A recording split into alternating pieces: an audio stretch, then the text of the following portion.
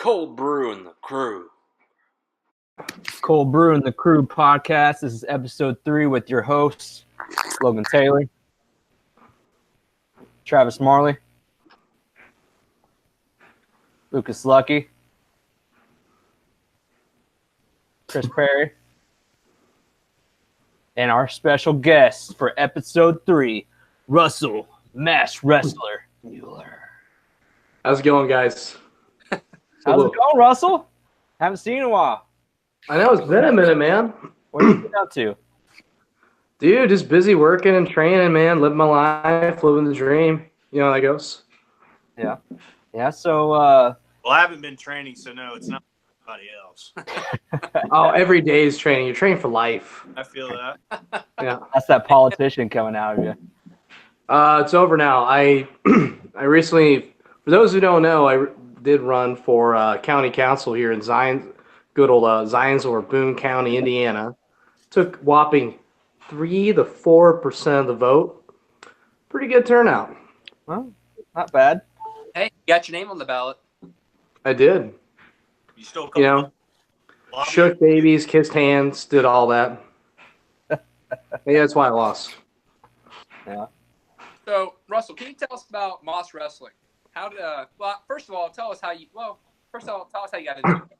Well, one, that is the most, you really jumped in that segue from politics to Moss Wrestling. So, They go for hand those, talking I about. mean, you're wrestling in politics, you're wrestling, I do a lot of different things. Okay, so for those that know, I compete in a sport called Moss Wrestling, spelled Moss, M-A-S.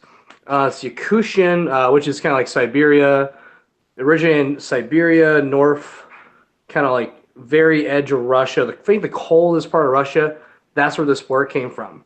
It's Yakutian, which is what the people are known as for stick wrestling. That's the literal translation of stick wrestling. So you have a stick. Say I'm taking this empty beer bottle, it's a stick. You hold the bottle like you hold the stick like this. Opponent's on the inside. I'm on the outside. And the objective is to pull your opponent across a board or to pull the stick out of his hand.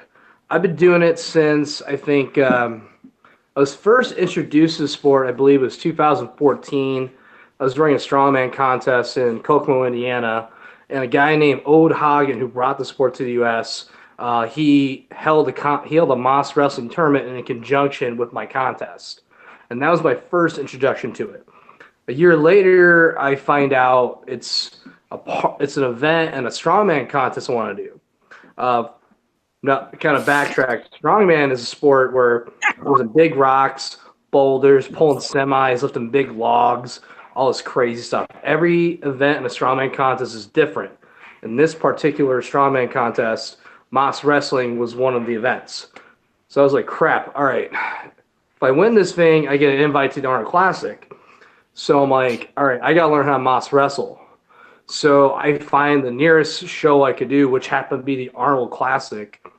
And my first year doing it, I ended up taking 4th place at the Arnold's. I got my butt kicked by some really good dudes that year. Fast forward 2 years, after a couple of years competing, I get an invitation in 2000, it's either 16 or 17, to the World Championship in Kyrgyzstan. I believe I took 5th that year, and the following year, I got invited to Hungary for the 3rd World Championship, and I represent the U.S., Moss USA with the logo here. So let me jump in here. When you said you're holding the stick, is there a technique to holding the stick? Is there an advantage of holding it inside or the outside? And then also, what is your preference? I think that's kind of dependent upon just as a personal preference. If I'm on the inside, it causes my back to round a little bit more. Versus if I'm on the outside, I can squeeze my back a little bit more. That's just honestly, I think, a personal preference, because the thing is, you have to alternate your hands no matter what. So it's best of 3 in a match. So you draw to see who gets the inside hand or outside hand, and whoever wins the draw gets to decide who gets what. So it's like first pick. Like if you win the draw. Yeah, you draw out, you draw the bag, and they say red side gets the draw or blue side, left or right, and that's how they decide who gets the inside or outside hand.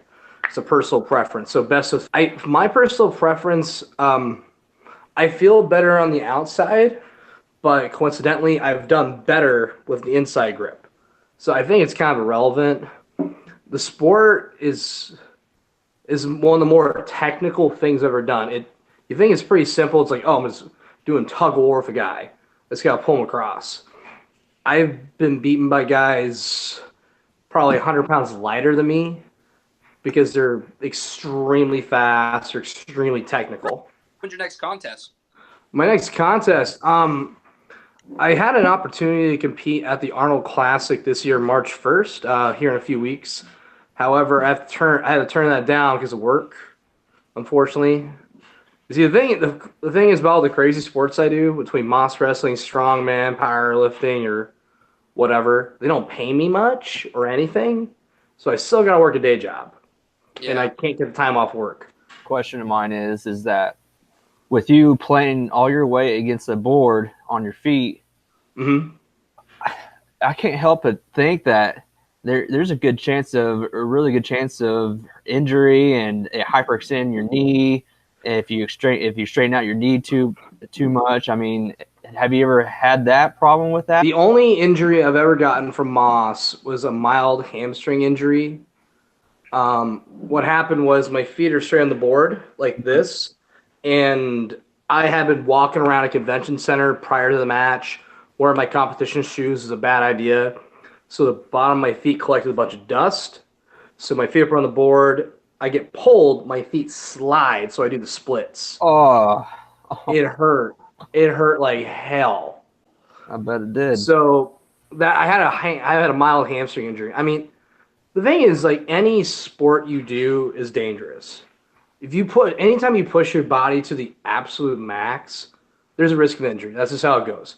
Whether you're fighting, you're wrestling, you're doing strongman, Moss wrestling, you're doing a marathon. If you're pushing your body to as hard as it possibly can, you can get hurt. That's just how it goes. There's a chance.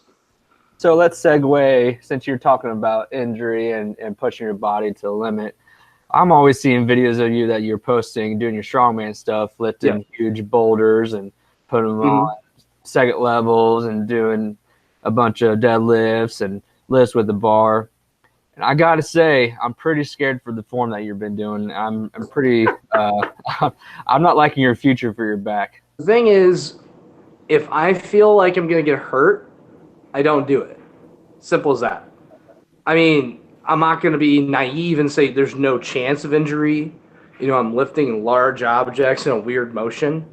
That's just kind of how it goes. And when he's talking about large objects, a week ago, this guy was pulling a semi. FYI, people, I don't know if you've seen the pictures, but this guy was pulling a semi for a workout.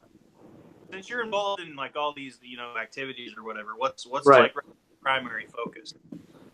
I would say strongman is my primary focus. You know, I took a few years off strongman to work on Moss wrestling, and now I'm really trying to get back in the strongman circuit and get my name out there a bit more and get back to competing at a higher level.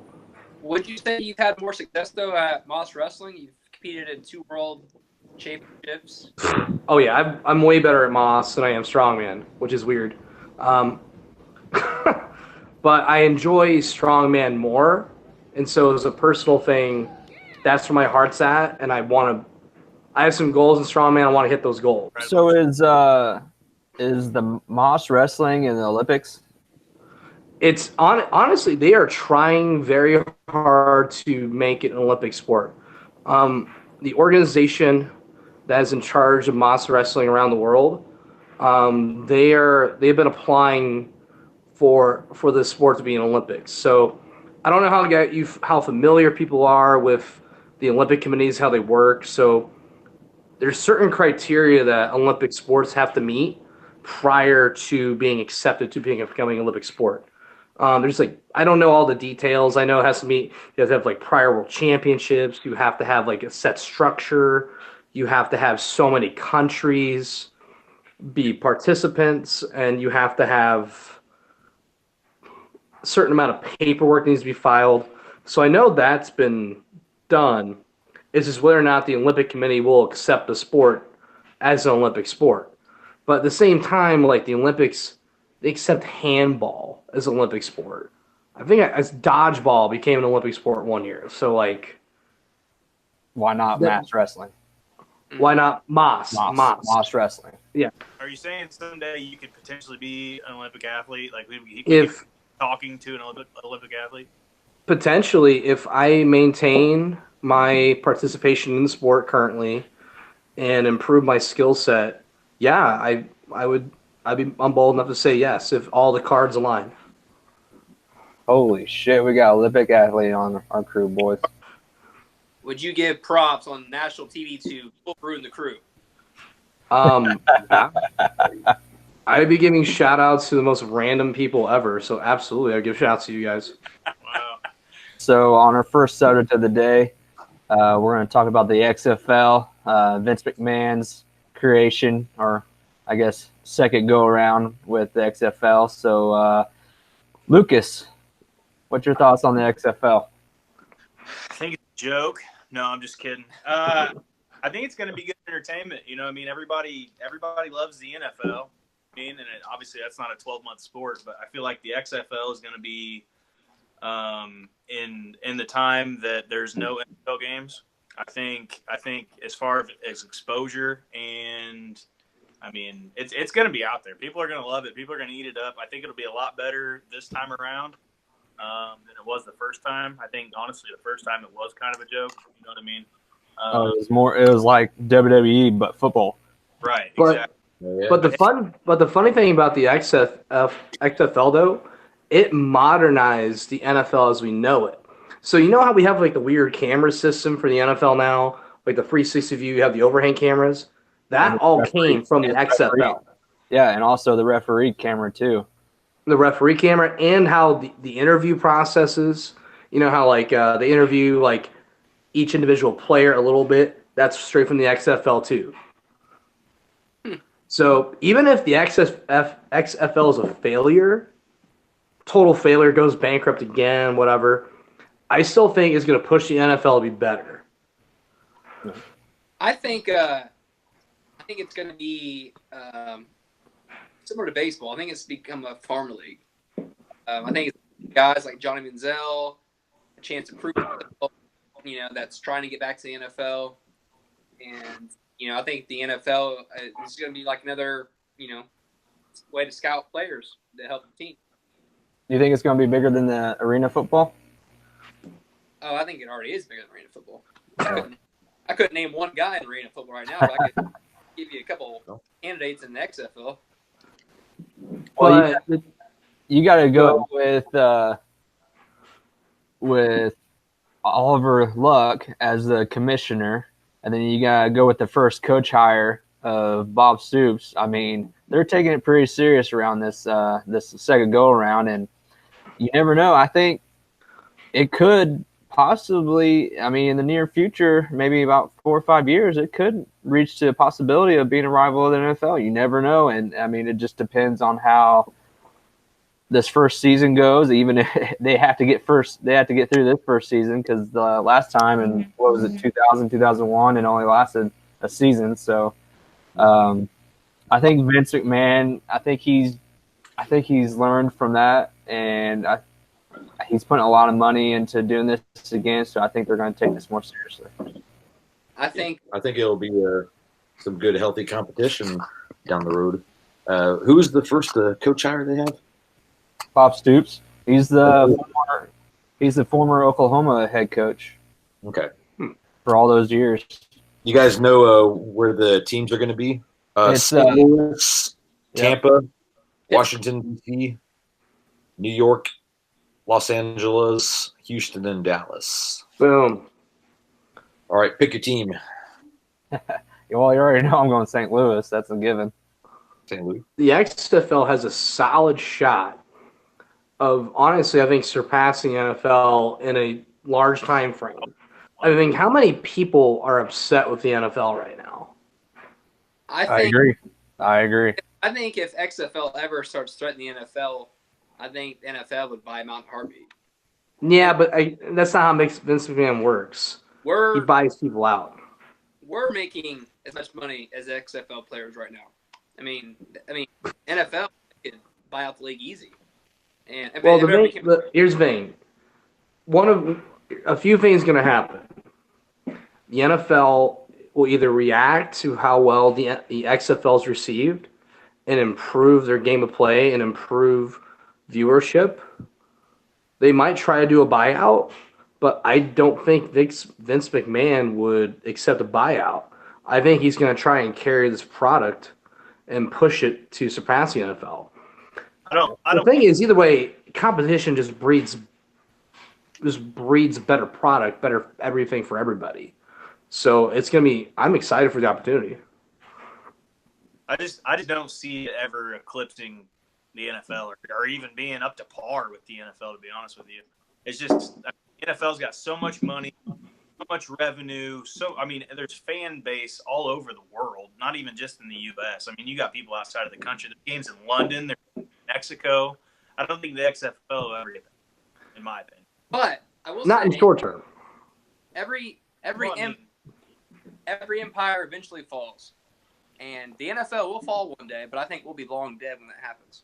Yeah, but you also got to count too that Russell's kind of right on the fact that there's a lot of fans out there upset with how the NFL is going.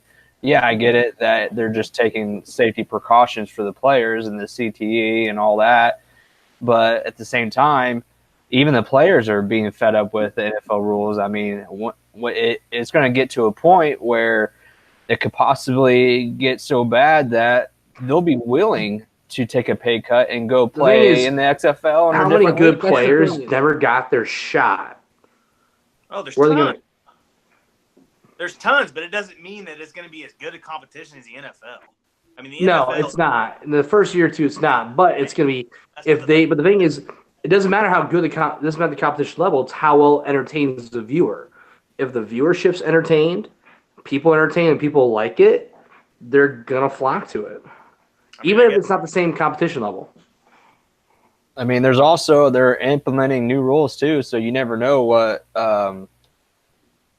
what kind of football we're going to get. So they're testing it out now, and eventually we'll see how it goes. I mean, like I said, they had to get through the first season first, but I think you guys, if it goes how it's planned, I think you guys will be surprised in year 5 or 6 that it could it won't be matching NFL, but it'll take long strides to where it began. I think we need to do a review for the first game, so I'm proposing we go to a St. Louis game and just check it out, see what this whole XFL thing's all about. I'm all down for that. I'll be already there. Next year. I think, kind of switch league here, I think the NFL, they're heading down a bad road right now, and I think it goes to Commissioner Goodell. I think the NFL needs to put in their policy is I think they should have a limit to 4 years, maybe 8 years on number of years for a commissioner, because I think the longer he stays in commissioner, the worse the league gets. I mean, that could go along with our fantasy league too. No, wow, I built that from the ground up. But you make up rules every other year. I take votes. You're the Roger Goodell of this league. But anyways, besides my league, I think they should have a limit on years for the commissioner. That way, I don't know, I just feel like Goodell's he's run his course. Yeah, he's ran his course. As a fan base, we can say whatever we want. We can say Goodell sucks. He's doing this, he's doing that. But ultimately, we're just a bunch of dudes talking online about how he's terrible.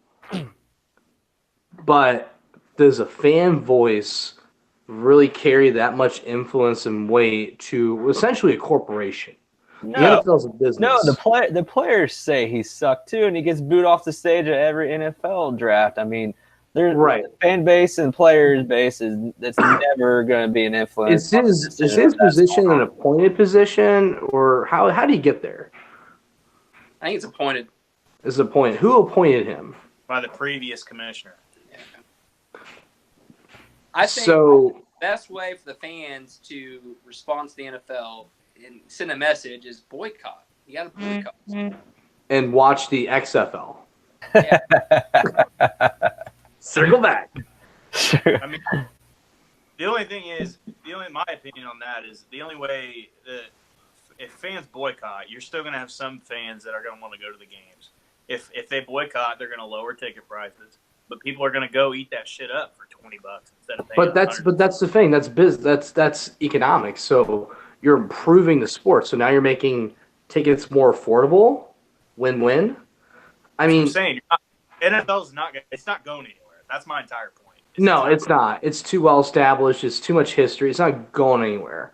But a rivalry company will always has potential to overtake anybody. I mean, who was the biggest shipper online prior to Amazon? I guess eBay, but eBay. they might even after. But eBay, let's say eBay. And eBay Amazon revolutionized the industry. Who's to say maybe the XFL is the Amazon of football? I don't know. Look at Russell over here. Look at him. You just what? You just trying to tell me the XFL is going to eclipse the NFL based off of Amazon and eBay? We don't know. The Amazon Until you- comparison. That's what he just did. Let's get into Until- Kareem Hunt getting signed by the Browns. What do you think about that, Perry? I've become a big fan of the Browns, so I don't know about him because I don't think they needed a new kicker. Oh, that's terrible. Yeah, I know it's a bad joke, but I don't know. I'll be interested to see how he does because they signed him for a year, right? Yep. $1 million a year. They have potential. I want to see the Browns in the Super Bowl because I think that'd be hilarious. We're talking about them signing one guy. Now they're going to the Super Bowl. Yeah, absolutely. Why But with Kareem Hunt, though, he's in an interesting situation just because of his recent charge. So I don't know much about the situation. I know that he hit his girlfriend, but she had hit him first. Is that correct? She kind of shoved him, but he didn't really hit her. He pushed her down, and then after he pushed her down, he kicked her, but he didn't forcibly kick her. Right. I don't think it was his girlfriend either. I think it was a friend's girl. Like a side chick. The signing of Kareem Hunt, was that due to Nick Chubb, Travis? Well, I think it's definitely eating his carries. But like Russell said, competition always makes the product better. Yeah. Zach? I think personally, my own opinion, I think Kareem Hunt is a top 5 running back in the league based on what he did in Kansas City. I mean, he played 11 games or 9 or 10 somewhere in there last year and had 1,200 yards and 14 touchdowns. So I mean, it's just based on how they use him. I mean, they have Chubb. It could be like a Saints type backfield where they have a 2-headed monster. I mean, Chubb did come out and have a very good year for the games he did start at the time he got to play. But I just think Kareem Hunt's a different animal. Yeah. So what we got next Hmm. is Antonio Brown requesting a trade today. What's your opinions on that, Russell? I think that it's a bad move for him. Just from the conjecture online, he's not an easy guy to work with. I don't see him transitioning to a team that well. Go ahead, Perry. I was going to say, to be honest, the whole Steelers team has issues right now, not just him. Well, you got Le'Veon Bell too. Yeah. I think I agree with Russell on I don't think he can go to a different team and immediately adapt. He is kind of hard to work with. But I agree with his decision to try to get out of Pittsburgh because I think that team's getting ready to head and I think Cleveland's getting ready to own. Well, between them and Baltimore. And so I think it's a good move for his career to try to go somewhere else because the Steelers are not contending for the next 3 or 4 years, I think. Zach? I mean, I don't think the Steelers are going anywhere. Roethlisberger's getting old, but I mean, they brought in James Conner, who did really well. They had Juju, who did really well, but that's besides the point. I think anybody really would be lucky to have Brown. I mean, it sounded like he had a bad season in fantasy, but he still had 15 touchdowns to lead the league. So I think I mean, a good fit for him would be the Niners. As cliche as that is to sound, I mean that's a very big rumor going around. I've seen Jerry Rice post stuff about, hey, I'd love to have Antonio Brown, love to mentor him, all this other stuff.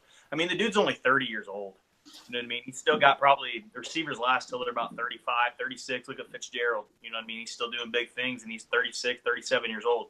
So, I mean, he's a good route runner. If you give him simple, basic routes, any quarterback can find him. I mean, he can get open. He'll flourish wherever he goes, in my opinion. Okay, who are the most likely candidates he's going to go to? So you think San Fran? I think Cleveland is a solid shot. I don't think the Steelers would trade him in division to the Browns. What do you think about the Colts picking him up? I'd say the Colts, 49ers, the Raiders, or the Packers. Yeah, be a good move for the Colts to grab because they need another super stud with Ty. Dude, no. If he went to the Packers, that would be amazing. So everybody knows Russell's a big, huge Packers fan. So. I'm a very big Packers fan. On our last topic today, I think we should do some local sports. This past weekend at semi-state for the Western Wrestlers, we had 3 guys qualify for the state finals. 16 guys out of the whole state's one class get to qualify for the state, and we had 3 weight classes representing for Western Wrestling. At the 126 pounds, we had Hayden Shepard, the freshman. It's pretty awesome that a freshman went to the state finals. It's Chad's boy. And the way that he won over I watched the semi-state matches, and he did pretty well. At 132, there was Hunter Cunningham. He's a third-time returner at the state finals. He's lost both Friday nights, so he wasn't able to place this past 2 years. So this year he's looking to get over that hump. And then lastly, at 138 is Dylan Gowdy. He lived across the street from me for a couple years, I believe, when I was in high school and in college years. And what's funny is that I was watching the match, the ticket round, to go to state. And at semi-state, you have to win your first 2 rounds. There's no wrestlebacks, no consolation bracket. If you lose one your first or second match, you are done. So that means there's 16 guys, top 4 move on. And in the second round, he was down. He's 41-0. He's never lost this year, and he's losing to this guy 7-2 going into the third period. He chews down. Now he gets up and gets escape. It's 7-3. What happens here is the guy stalls out. He's running around the ring, the circle. He's running around the circle, and he's stalling. And with like 30 seconds left, he gets the guy on the edge of the mat, and he's about to take him down. And the ref calls out of bounds, and he's about to take this guy down and close in to within 3, and within 2, sorry, and it ended up not getting it. So he's still down 7-3. With like 10 seconds left, he charges, gets an over-under body lock on him, and the guy turns around, and as he's turning, he does a lateral drop to the back with like 5 seconds left. Gets 2 takedown, which makes it to 7-5, or 7-all. No, it would be 7-6, and then he got 2 back points, which made it 8-7, and he won the match with 5 seconds left, being down 7-4. That is one impressive, but that is a crazy way. I could imagine being up that. Well, that's just complacency to allow yourself to get that many points got sprung on you in that short period of time. Yeah. You don't count anybody out. Yeah. Good on the Western kid for fighting. And all of a sudden, he just throws this guy on his back for 2 takedown, 2 back points, and it wins the match by 1 point with 5 seconds left on the match. That's awesome. It's very cool. So Yeah. Placed second. He ended up finishing second in the championship. Yep, he actually lost when he finished second in the semi-states, but that was his first loss. Yeah. So. Draw though for state, he faces a guy that's like 38-10, I think, or 32. Yeah, I believe all 3 of them. I know they all got good draws. I think Hayden has a tough one, but the guy he's facing is undefeated, but he's also a freshman too. So you never know. 2 freshmen going at it on Friday night at the what is it, Bankers Life Fieldhouse now. You never know what could happen. Oh, beer of the week, Perry. Let's go. Beer is from Elysian Dayglow IPA. Drinking it now. Dude, I almost bought that today. That's crazy. What kind Badass of Tiger laser Some beams. of those IPA. It's got a tiger with laser eyes. Want to know more? Is that a New Belgium beer? It is from Elysian. Oh. It is a seasonal. So like a Tom Cruise movie. Like where's it? Like what city is it from? I'm drinking this Pilsner. It's great. It's from Seattle, Washington, and Fairfield, California. Okay. All right. Well, boys, you guys have a good week, and we'll see you next Tuesday. See you next Tuesday. Join us today. Before we go, we finish our beers. Yep. There you go, fellas. Russell's Cool. good. And take her easy. Russ? Bro, see you later.